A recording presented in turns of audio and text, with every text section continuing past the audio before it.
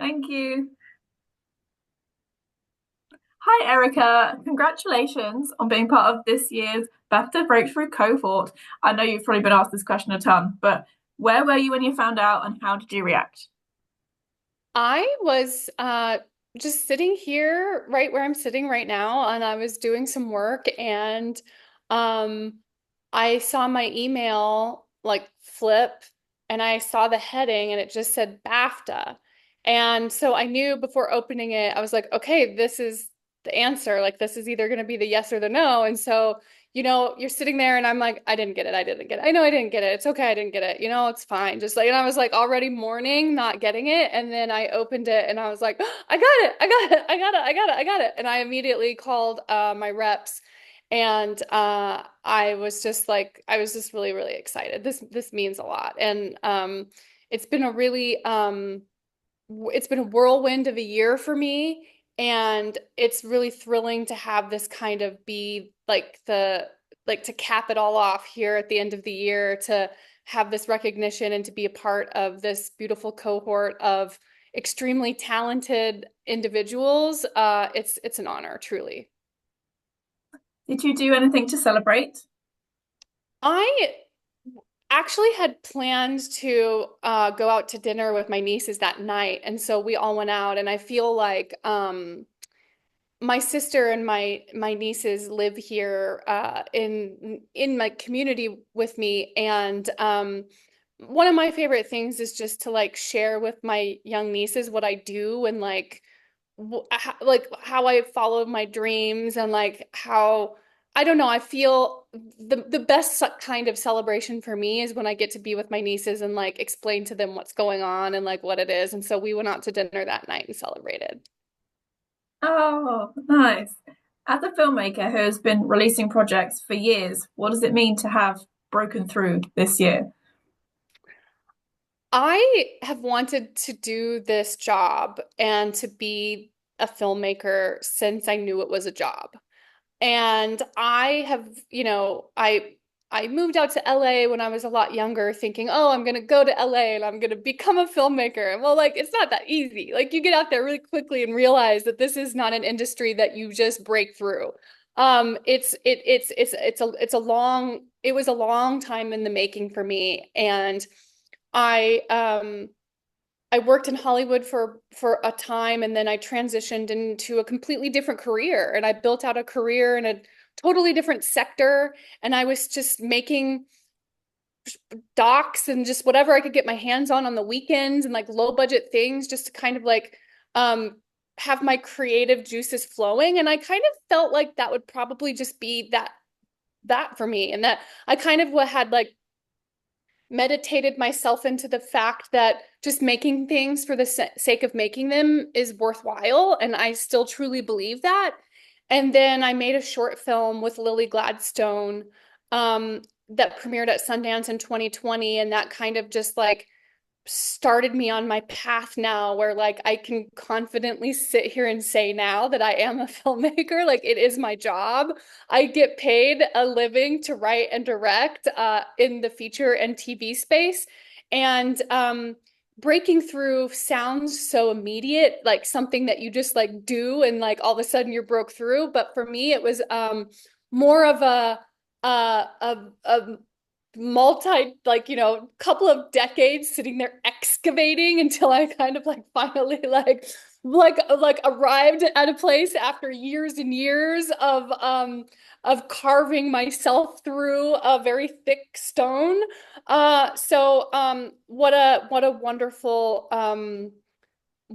way to cap off what has been a very long journey, that I'm very proud of. To sit here and now be like, I'm through, I'm broken through, I'm on the other side of that. Now what's next? What are we making? How has your career, well, life and career changed since the release of Fancy Dance? Wow, that um I it's been the film came out in June, so it's actually been a minute since we've done press for the film. And so answering questions about the film this morning has really I don't know, I'm like, whoa, I haven't talked about this in a while. And it's like filling me full of a lot of warmth to just remember the process of making that film, the process of collaborating with all of my wonderful partners. Um, I am so glad I've got my first one out. I'm glad that the first one's done and that it was also a long and arduous process. We made the film and then, you work really hard to get distribution. And I'm so like, wow, that's my first movie. Like this get like forever for the rest of my life. Fancy Dance was my directorial debut. And I'm so proud that that is my first. Like she's always going to be like that, like my firstborn, right? And she holds such a special place in my heart. And things have changed in the way, in the sense that I am so much more confident. Like I now feel like I can like look at a story problem or look at like a book or something that's sent to me to adapt. And I've had so much imposter syndrome for so much of my life that now I feel like Fancy Dance has like at least allowed me to like walk up to the blank page with a little bit more confidence. And I'm excited to have Fancy Dance be kind of like an not an anchor, but be a starting off place for me to now like grow what I hope is a big, beautiful career in this space. Yes, and what do you have coming up? What can we expect from you now that you've got your you've done your first one? What's coming next? I'm currently adapting a horror novel. I'm really interested in getting into the genre space. Michiana, who I co-wrote Fancy Dance with, she and I are also working on a thriller together. So there's lots of stuff. I'm getting ready to head back to LA for a few months to work in a writer's room there on a show. So just lots of stuff. I'm developing a television series as well. So very busy, trying to find ways to focus that energy across all of these really wonderful projects that I'm excited to be a part of. So I hope so much more to come. Yeah. Yeah, you got your start in documentary making. Would you ever go back to doing documentaries now that you're in the narrative fiction space? You know, I always say this, and I'm sure I don't know what it says about me, but I've always wanted to write stories. I've always wanted to make stories up. And when I moved out to LA, it was hard to break through. It was hard to like, no one wanted to make the stories that I was trying to tell. No one wanted to give me money to make stories about Native American people, women, queer women.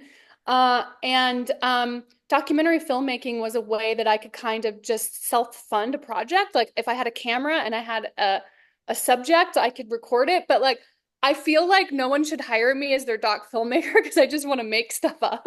And like I feel like when you're a documentary filmmaker, like you're like you want to tell the truth and you go there and you want to analyze. And like the whole time I'm like, man, I really wish you would just do this instead of what you just did. And I think that my doc career really solidified in me that I should be working in the fiction space because I'm not one to like chase the hard, solid facts. Like I want to dream up scenarios to put people in.